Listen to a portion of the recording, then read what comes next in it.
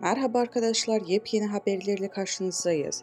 Burak Özçivit ve Fahriye Evcen Bodrum'da yaz sezonunu açtı.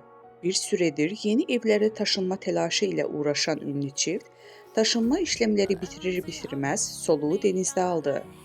Gün doğumunda bir otelin plajında görüntülenen ünlü çift hem yorgunluk attı hem de adeten aşk tazeledi.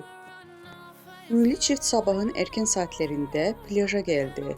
Baş başa kahvaltı yaptıktan sonra sahile indi. Eşyalarını bırakır bırakmaz kendilerini denize attılar.